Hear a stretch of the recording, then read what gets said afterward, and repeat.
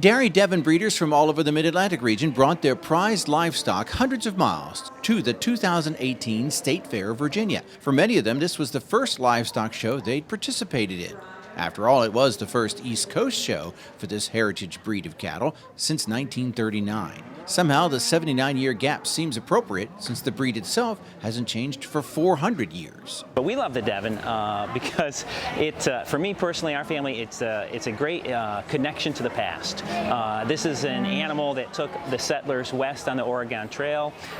This is the animal that you could milk to survive as a, in a poor setting, in the early colonial days, and yet at the same time use it to pull a plow and also have meat for your family at the end of the day when the animal was no longer, able to do its normal work. From 1623, the first Devons arrived in the United States and traveled down the coast. We think they arrived in Virginia sometime in the latter part of the 18th century.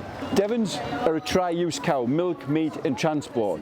So they hustle along at 7 miles an hour. So if you've got a big field to plow, if you can do 3 miles an hour more and achieve that much more ground plowed up in a day, there's more advantage, more speed, more efficiency. Everything that we're driving for today was available then in a different form. Paul Bennett with the Colonial Williamsburg Foundation says dairy Devon cattle are one of several cattle, chicken, horse, and sheep heritage breeds they raise at the museum. Dairy Devon cows are capable of giving 30 to 40 pounds of milk a day. That's nowhere near the average of 75 pounds of milk that a black and white Holstein cow produces each day. But Freier says Devons are ideal for people who just want a small operation instead of a commercial dairy farm. If you have a small amount of land and perhaps don't have a big setup, where you can be growing your own corn and have a lot of feed, this animal can survive in a lot of different circumstances. It does not need high quality, horse hay or expensive grain.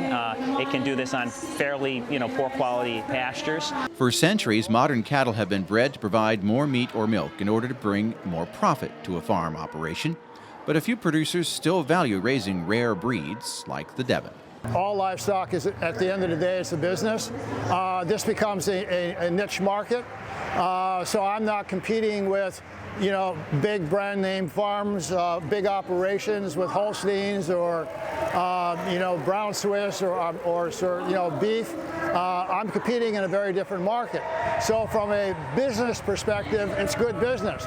From an agricultural perspective, it makes sense to conserve the genetics that were so important, so valuable, 2 centuries ago, a century ago, 50 years ago. We don't know what genetics we're going to need in the future. We're now at 16 mama cows. We're looking to build our herd towards 20 mama cows. And looking into the future, we'd like to be the most sought after Devon breeder in the Mid-Atlantic region, if not the United States. These animals have personality, they are incredibly intelligent, and it's a really enjoyable animal to have to raise. An old saying goes, all things old are new again. Perhaps that's the future for dairy Devon cattle. Folks at the State Fair of Virginia hope so. They're already making plans to have another Devon cattle show next year. In Caroline County, Virginia, I'm Norm Hyde.